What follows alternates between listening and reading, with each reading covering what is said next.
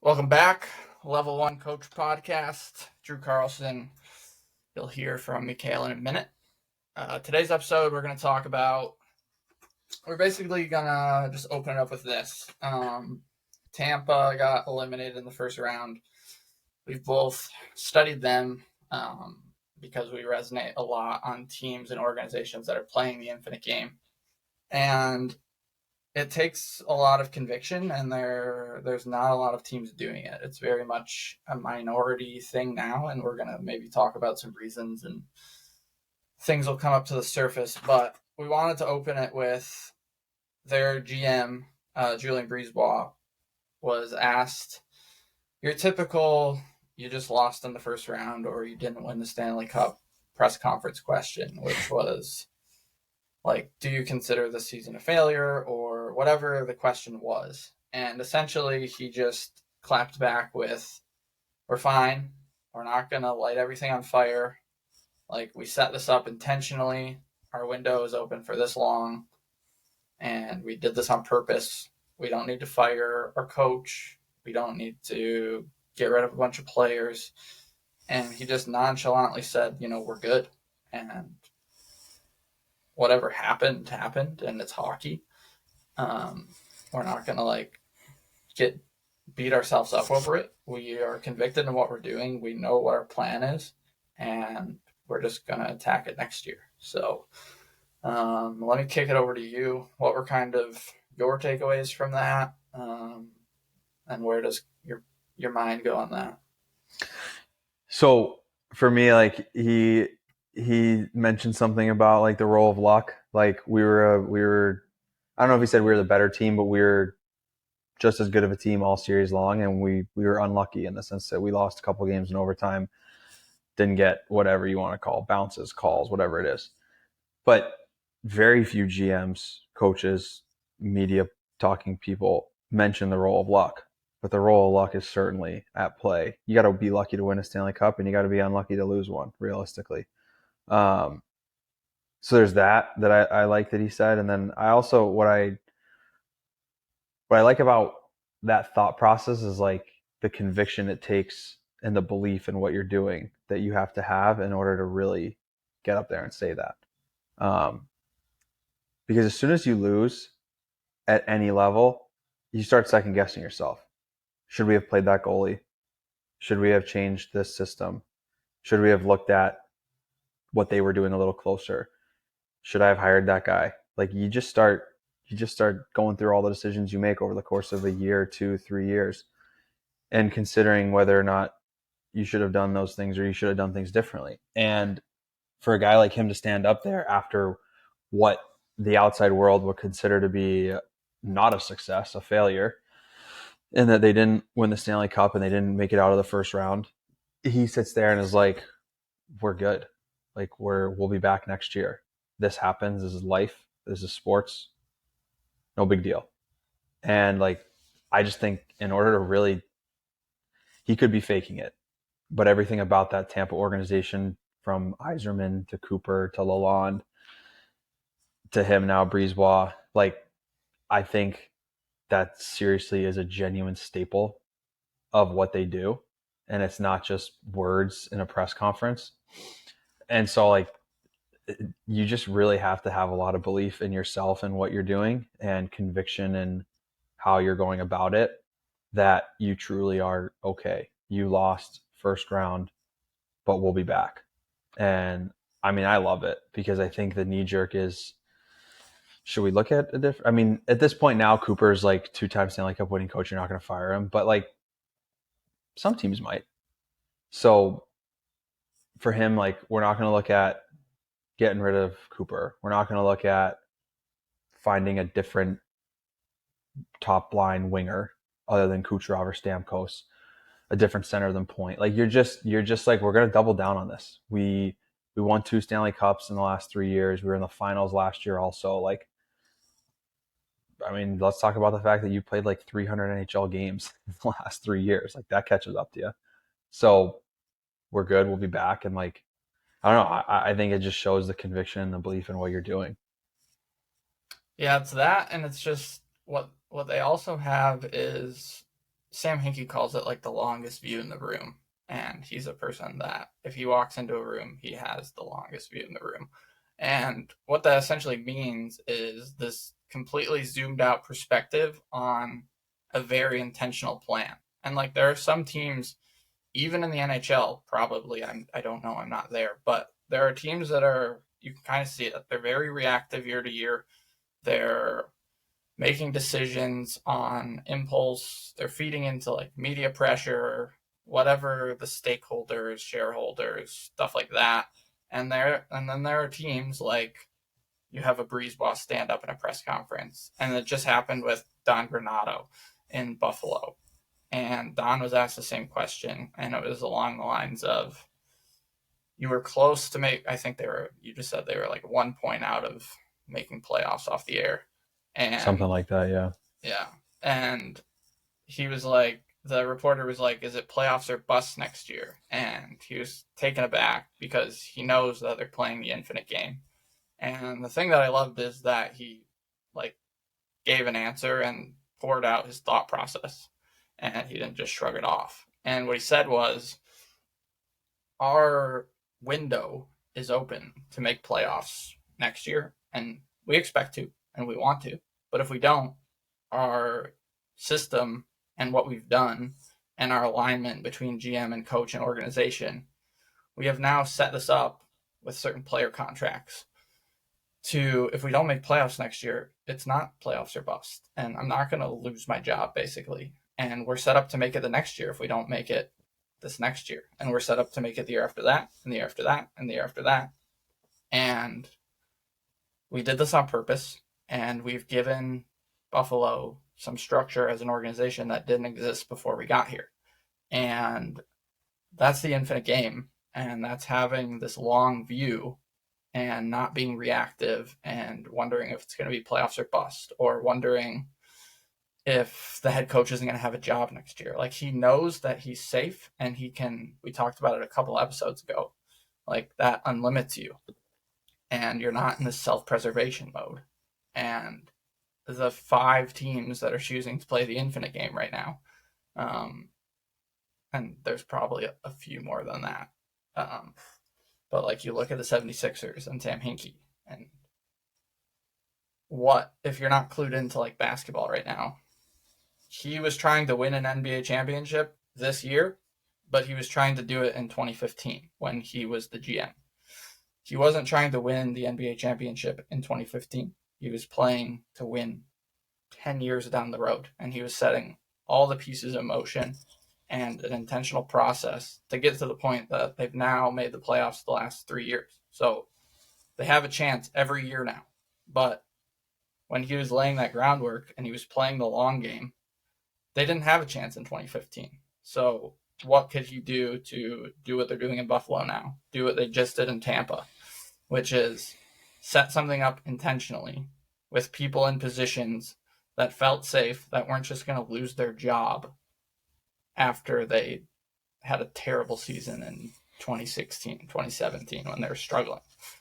But if you can compound all the advantages you're trying to build and see that all the way through, that's where you're seeing what Tampa did. That's where you're seeing what Buffalo's probably going to do. And we've talked about how Detroit's now kind of on that path, and Anaheim, if you want to kind of jump into any or all of that.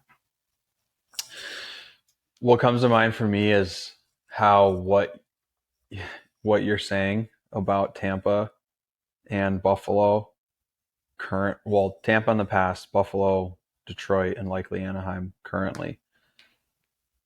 It's all boring because it takes so long.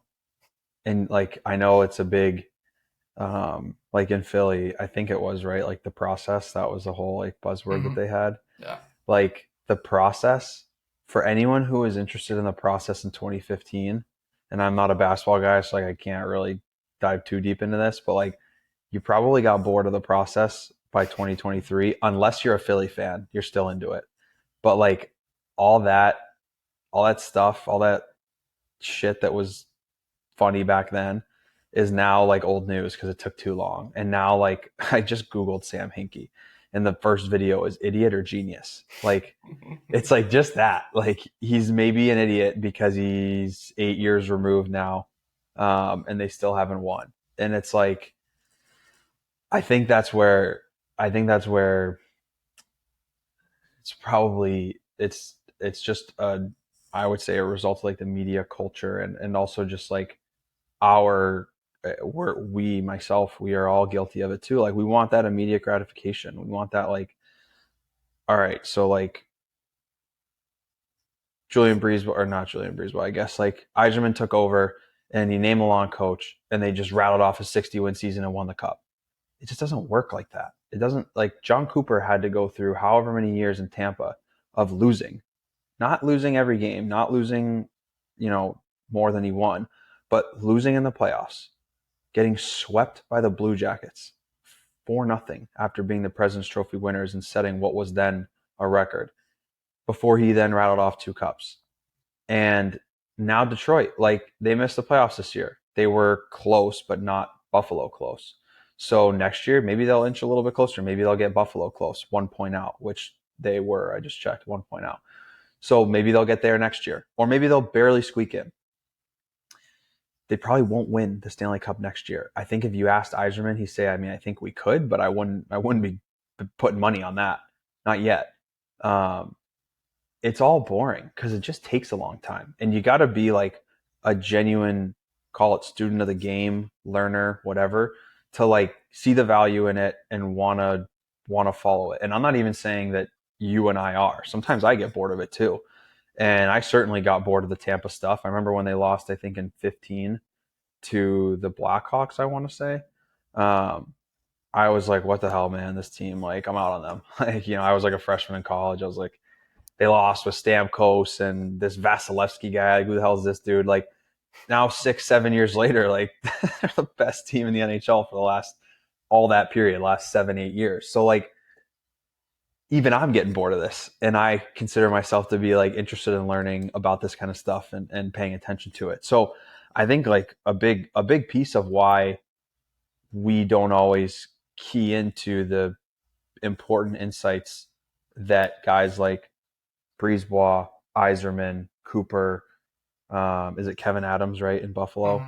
A lot like that these guys are doing is because it seriously takes time, and you actually have to be patient and pay attention and watch what they're doing from a distance. Because if you just want that 0 to 100 like kind of success story that's in the movies, like, it's just not going to happen. And if it does, it's going to happen once every 50 years, and that's not replicable. That's luck. Um, Replicable is like doing what Tampa has done. They've now positioned themselves as a powerhouse year after year after year for the last like 8 years. So that's way more desirable than being that overnight, quote, overnight success. But the overnight success gets a lot of attention in the media. It's popular. It's a great, satiable story that you just want to read more about and hear more about. It makes you feel good, and it makes you feel like anyone can do it. But the truth is that, like, it's going to happen once every 50 years, once every 100 years. So you'd be better off trying to learn from a guy like Iserman, Brisebois, these guys that we keep mentioning, and try to pay attention to what they're doing, because you can probably learn a lot. It doesn't mean you can go out and do it yourself, but you can learn a lot from what they're doing and try to take bits and pieces from them. And that's likely going to position you or your team for more success than trying to hit that flash in the pan that's all over the news. Yeah. And talk to me about, you were talking off air about, like, let's talk about kind of how it goes the other way and get into that. And you were talking about kind of what's going on with the Rangers right now, and just as many teams, or it's not even just as many. There are the infinite game is, in my opinion, the minority game being played right now in organizations. So talk to me about kind of what you were talking about with, like, just use the Rangers as an example. Yeah, so Rangers obviously sold their soul for playoffs. I mean, had a sick team. Like I think most people would have picked them to beat the Devils, and they lose in the first round. And Gallant had that press conference. I think they lost a week ago yesterday, so it must have been like a week ago today. And somebody asked him like, "Are you worried about your job?" And he was pretty defensive. Like, what do you mean? Like, we made the playoffs the 2 years I've been here. Like, no, I'm not worried about that. Like, and sure enough, like they gassed him, whatever it was, like 2 days later. And I look at that and like, I think a little bit of a side note, but not really. Like the 3 Jack Adams Award nominees last year, which is for Coach of the Year, were Andrew Brunette, Daryl Sutter, and Gerard Gallant. Daryl Sutter was just fired by Calgary. Gerard Gallant was just fired by New York. And Andrew Brunette was not hired to be the full-time head coach with the Florida Panthers and now is an assistant with the Devils. I look at that and I'm like, either that award is rigged, or sorry, not rigged. That award is not real. It's not an accurate representation, or we are not doing a good job of believing in the guys that are supposedly the best. How did Gerard Gallant go from a Jack Adams nominee last year to done with a team that still made the playoffs? I mean, even Daryl Sutter.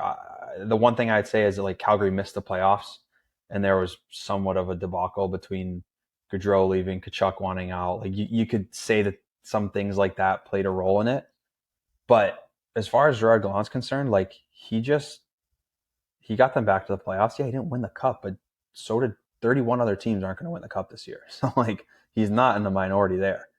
So I look at that and I'm like, how does that happen? And to me, like to answer your question, I think when you aren't sure or convicted in what you're doing and you don't have a ton of belief in what your either organization or team stands for, you get reactionary. You get that result where you fire Gallant because if you don't fire Gallant, did you just think this year was a success? Are you okay with losing in the first round? Is that just what the Rangers stand for now? Are we not the 94 good old days of mess anymore? Like you get all that kind of shit. And so you end up doing something, even if it's not the right thing, it's something. And so you fire Gallant.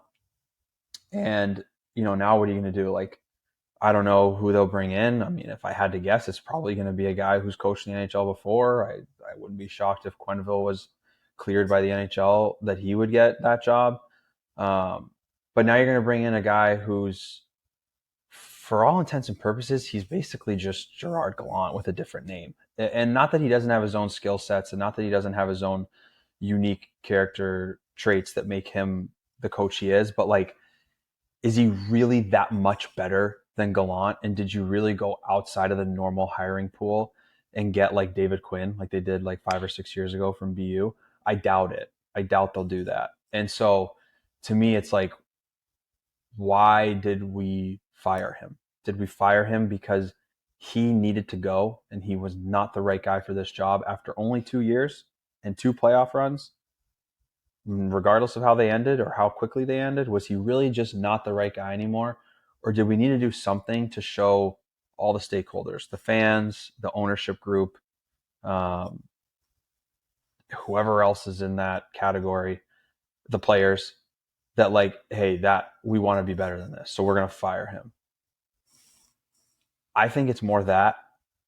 And my only true issue when I'm just sitting here from the complete outside, knowing nothing of the hiring process at the NHL level or anything with the New York Rangers individual thought process, my only true issue with that is that it's coaches that go first and then players. So if you're a player on this team, strike one's already been used. So strike two, like you're up, buddy. Now whether you're Mika Zibanejad, you're Jacob Trouba, you're Igor Shesterkin, it's you next. So am I confident and am I feeling good, or am I scared shitless? I'm probably scared shitless now that if I don't figure it out or I don't do as well as they want me to do, or I don't live up to that contract I just signed, that now I'm going to be the next guy to go. And we kind of talked about this earlier in another episode, but that does not create psychological safety. That does not create an environment where you're free to make mistakes and free to play in a way that can make your team successful. Now you're terrified. So I guess to round that out, like if you're really, really convicted and you believe that Gerard Gallant is no longer the right answer for your team, by all means, find someone else. But if you're just doing it to do something, the second and third order effects that you're now going to have on your team, to me, are really detrimental. Because whether you're at the NHL level or the U16 level, players are people, and people pick up on this guy being fired, that guy being fired, and you know where you stand now, and you know how replaceable you are, just like he was. Yeah, it leads me to think, and I wasn't clued in when I was a player to, I don't even know if like the original book about the Infinite Game by James Carse was out, but like there's no way I was reading that as a college athlete. But like it didn't start getting super popular till Sinek jumped on with his book about it. But I'm wondering if players, and I think the answer is yes. I'm curious I'm curious what you think. But do you think players can kind of pick up on, and obviously they would have to be aware of the concept, but do you think players understand that they're in a finite organization versus an infinite one? Absolutely. I think so. Because as a coach, you're going to be able to tell by the decisions that are made from those above you, whether you are or not. And that's going to dictate how you make decisions. So if you just start at the top, if you're a general manager and you know that, I'm going to go back to the Rangers example, you know that hiring, Rand Pecknold, that's just won a national championship, or David Carl in Denver, the most two recent national championship winning coaches in Division One. They do not have NHL head coaching experience. There's no debating that. They don't have it. So if you're Chris Drury with the Rangers and you go out and hire either one of them, it's like a little bit of a gamble from the outside world. Like, that guy he's never coached the Rangers or the NHL before. And so if you're Chris Drury and you do that and it works out, you're a genius. If it doesn't work out, you're now the Sam Hinkie genius or idiot. You're the idiot.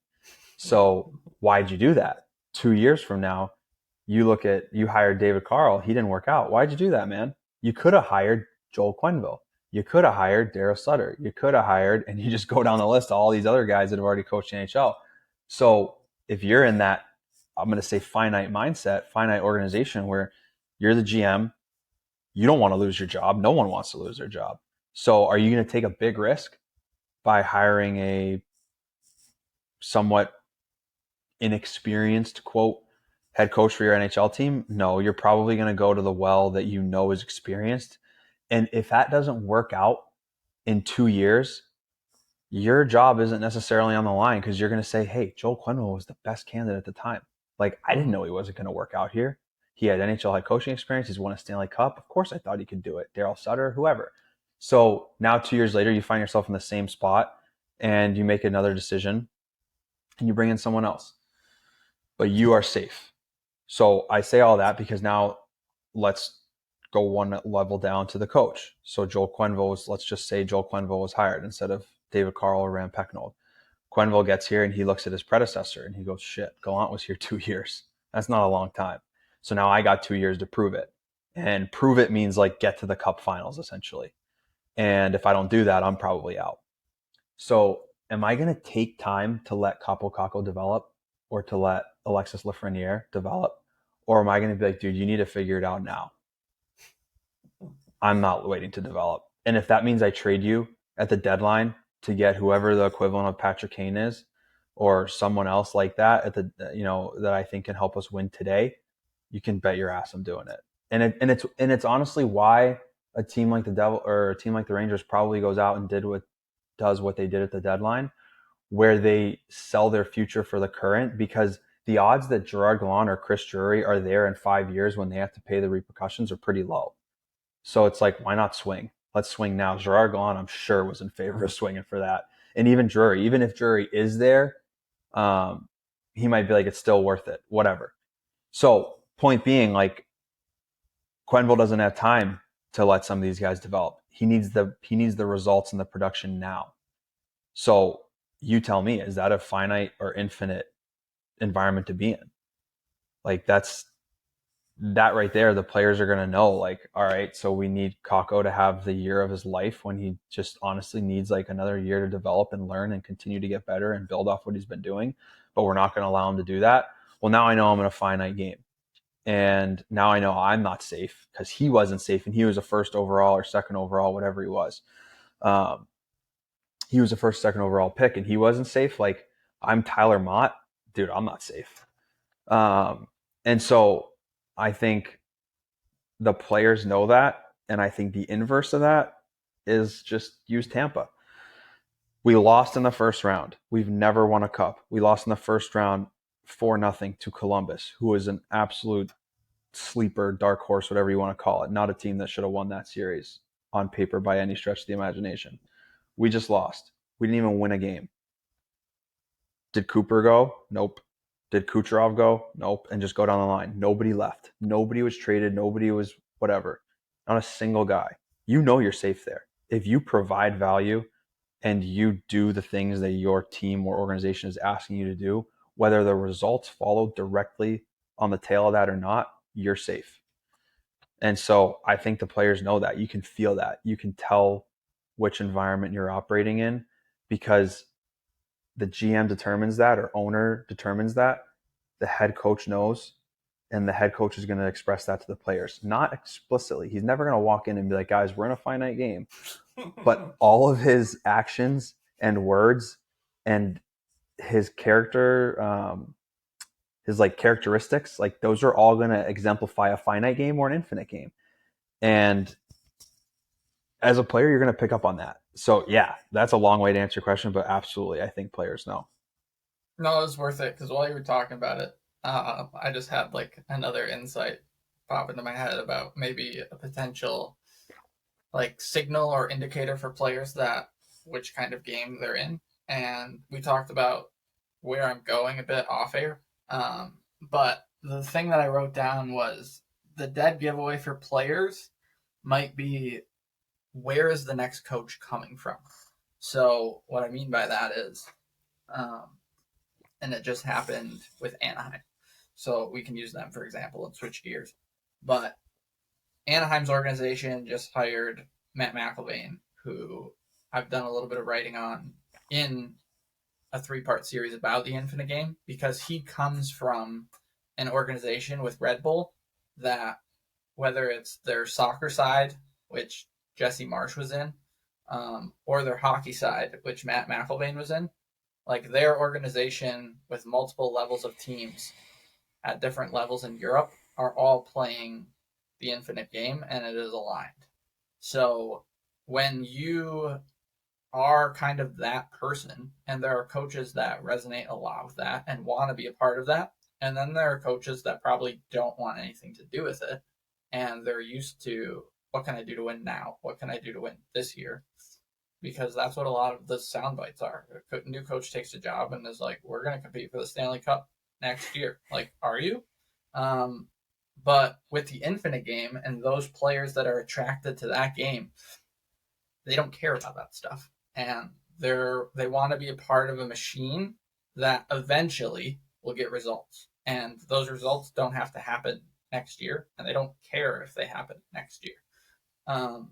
And if there's an understanding that, like, here's the thing that I think about, and maybe a lot of definitely the teams that aren't playing the Infinite Game don't realize is there's a compounding effect to almost everything in this world. So if you're plucking your next coach from your AHL affiliate, and this will get back to the question that I asked, players are wondering, or players might be able to wonder or know which game your organization's playing based on where the next coach is coming from. Is he coming from a different NHL organization after he's been fired twice in the last 3 years from 2 different teams? Or are we bringing him up from our AHL team?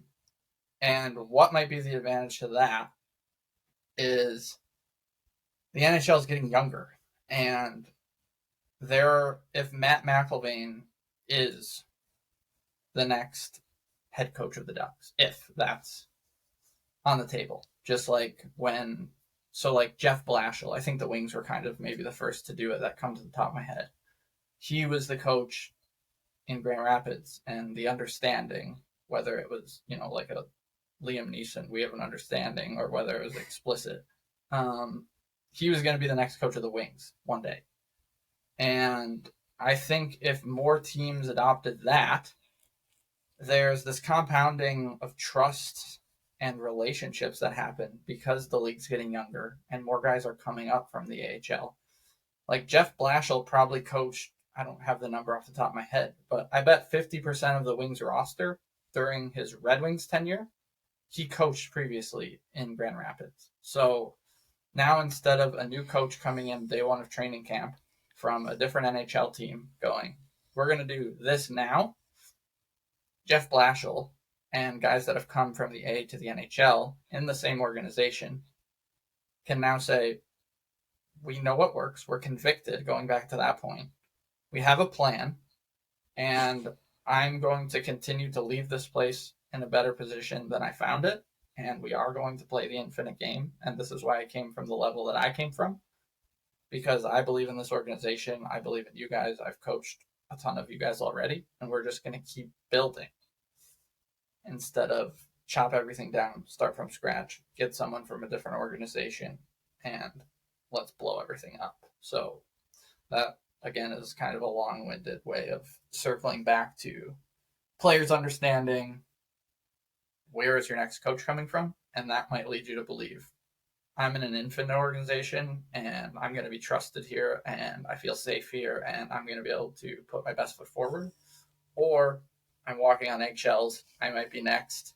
I'm in this fear-based mindset. So if you want to add to any of that, go ahead. Yeah, absolutely. I think that's a good cue, because, like you said, not only are you going to know if you played for the Wings and Blashill was your head coach when you were in Grand Rapids, like, you know what he's like and what he stands for, but he also knows the ins and outs of the organization, which I think is a benefit to the players ultimately, versus bringing in someone from the outside. And not that someone from the outside can't do well, but it's interesting. Like, Cooper followed that same path. I'm pretty sure Bednar did as well. And maybe I'm cherry picking a little bit because it's just the past two Stanley Cup winners. But I really do think that there's something to be said of, like, you're cultivating your own talent. It's no different than what you want to do with the players. Like, when you draft, I'm trying to think of an NHL player who spent some time in the minors before, like,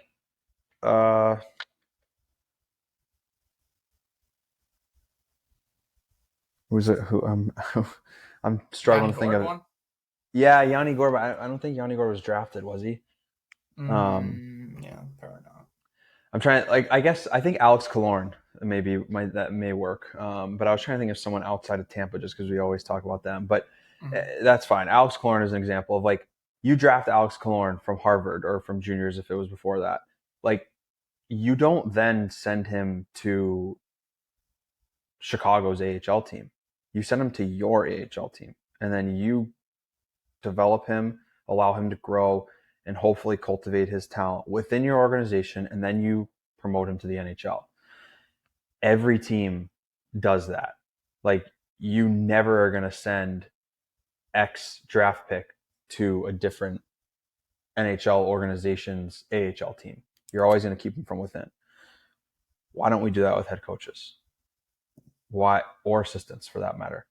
Why don't we would never, if we needed to call a guy up mid-year, we're going to take a guy from our AHL team. Now, I know mid-year is different than in the summer when you can find another guy who's out of coaching now, but that same mindset applies where like if you are now the New York Rangers, for example, like I don't know. I believe their AHL affiliate is Hartford, and I don't know who the Hartford head coach is, although I have seen a couple things of like he would be a good candidate.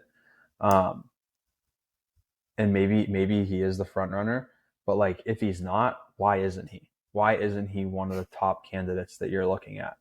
Because he's worked with all your players, whether it's NHL now or AHL now, between development camps and summer stuff. Like he knows the guys on the NHL team. He's worked with them before. They know him. He knows the prospects that are right now in the AHL. He knows what your organization stands for. He's spoken with Chris Drury on multiple occasions about X, Y, and Z thing. And that was like Ryan Warsofsky, who was an assistant at Curry years before I was, but we've talked about him before. I think he's now the assistant with San Jose Sharks. He was the head coach in the AHL for the Chicago Wolves, who I think is actually changing, but they have been the Carolina Hurricanes affiliate in the AHL. And yeah, so like I remember talking to him last summer, and he was like, "Yeah, I talked to Rod Brendamore a lot, like weekly, about different players, and we run the same. I think it was the same D zone that they do, so that when guys get called up, they know how to do it. Like, how much congruency is there just in that alone? It's like beautiful. Like, hey, if Rod Brendamore ever got fired, which seems unfathomable, but if he ever did, wouldn't you want Warsofsky, who is the AHL head coach, who's been doing the same thing Rod has, who knows what we're trying to do and knows the team? And I see the flip side where like, well, we just fired him. Why do we want his little mini me?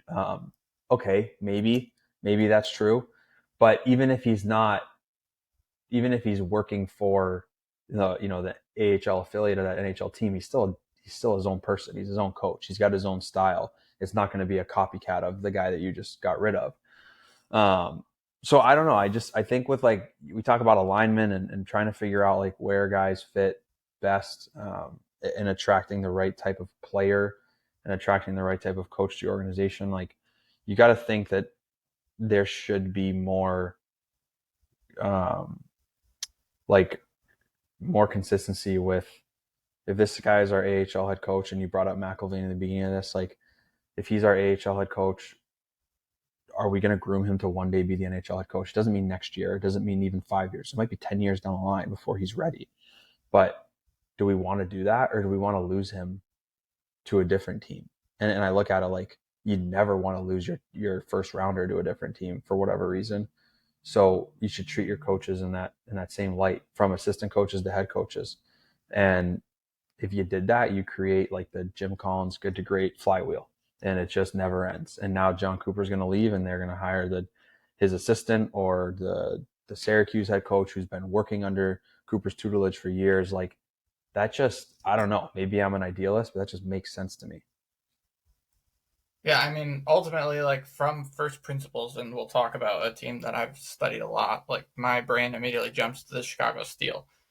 But you don't interrupt the compounding if you're playing that game, and if you're pulling guys up if you're pulling your next coach from the AHL instead of from the outside. And like how Chicago has worked since Ryan Hardy was hired, who's now gone, but their process hasn't changed because the next guy up believes the same thing and they have alignment. So, like when you look at Chicago's coaching staff over the last 4 years, the only people that have come in as assistants. So they're coming in from the bottom, and then they're working up the hierarchy. So Greg Moore was the head coach, the first one. When he moves on mid-season without skipping a beat, they're like, Brock Sheehan's our guy. Their owner even said, I wrote about this in the book, like their owner has a bit in the press conference that was like, we made this decision because we knew Greg was going to move on eventually. Like, he's a rock star. We knew this day was coming, and we knew immediately our guy was already here. And I think the best teams operate with there is a next guy in our organization already that we believe in, that will not interrupt the compounding, that knows the players, that knows the system, that believes in the system, that wants to be here. Why would you go elsewhere? And then Brock moves on to the AHL. And Mike Garman who was the acting GM at the time, who started as an assistant coach, just moved places in the organization, becomes the head coach and GM. And if Mike ever moves on, whether it's this year because they're having success again and everyone wants to steal their people, like there's still a coach from that original staff, Matt Deschamps, who was an assistant the first year under Moore. That's still there, and he'll be the next guy up. Like, you can put money on it that he'll be the next coach of the Steel based on how it's been going and how they operate. And the only people they bring in new are assistant coaches, and then they stay until they're the head coach, and then they go to the AHL. So, if you want to jump in there at all. Yeah, like I think that's kind of that's the blueprint we're talking about. Like they kind of embody, not kind of, they do embody that path or mindset really well. Where like you said, like you still currently now, like what is it, 5 or 6 years later, have one of the original coaches on that staff. So you're always in a position, ideally, to perpetuate this culture and system that you've created. And now, say Deschamps does get the head coaching job there, then now you'll have some openings where like some of these new assistants are going to come in and they're not maybe going to have known what it was like in the past or have been there for all of the years. But now, like, hopefully and ideally and probably definitely, Deschamps has learned enough over the last 6 years, whatever it is, from Moore, from Garmin, from Sheehan, that he can teach this like the back of his hand. He doesn't need to, there's no crash course he needs to learn. He knows it. So now he can just perpetuate this too. And he's there a couple of years as a head coach. He moves on, assistant, boom. And like, I mean, there's a reason that those sorts of organizations, like whether it's them in the USHL, Tampa, they have success because it's very, I think of it as like once you come up with your hard and fast principles and theories and culture that you want to live by, it's hard to mess it up when everyone knows what you stand for, what you don't stand for, and how you go about accomplishing it. You can have anyone who's learned it run it, and you promote internally because you trust them to accomplish that. And the last thing I would say is I think it's Sinek talks about or it may be Collins in that same book, A Degree, that I referenced earlier. Like they talk about the sign of I think it's Collins, the sign of a successful organization is not just an organization that has a great stretch when X guy is their CEO or leader or head coach. The sign of a truly successful organization is one that can withstand and still prosper under leadership change. And no matter who's running it, they stay at the top despite that, what could potentially be very catastrophic change when you go from one leader to the next. So the Steel are like an absolute crash course in that. As much as we talk about Tampa, like it still has been John Cooper for however many years now. The Steel have had now 3 different head coaches in however many years and have still been able to achieve really high levels of success every year. So that's a actually great example of what we're talking about. Yeah, and the thing that I jumped to there that I wrote down was like picture like split test this finite and infinite, and we just talked about the Steel. So not that, and I mean in great cultures, let me preface by saying in great cultures they actually live the shit that's on the wall instead of just having words on the wall. But imagine like the Chicago Steel room and whatever their principles are, whether it says integrity, character, whatever. Just imagine we've all seen an NHL room with that on the wall. And you have your 3 or 4 principles, whatever. That room hasn't changed in 6 years. That messaging hasn't changed in 6 years. That culture hasn't changed in 6 years. So then you take a team that has fired their coach 3 times, has made 3 coaching changes in 6 years, let's say that.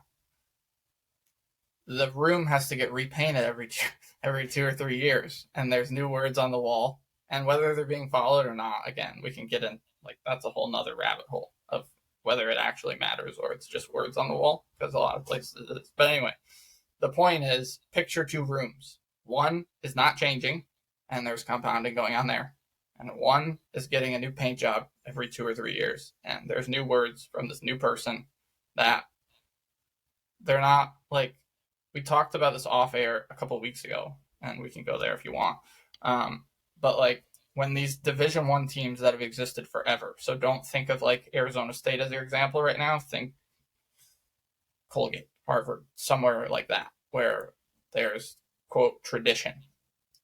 But if you hire a coach from the outside that's going to go change the locker room wall, or wants to put his own stamp on thing, then like, it's not Harvard anymore. You might as well change the name of the school.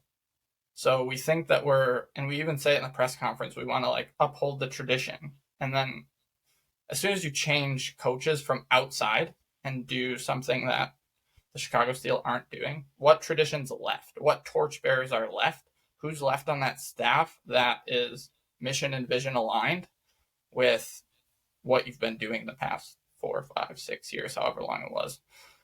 If you want to jump in on that at all.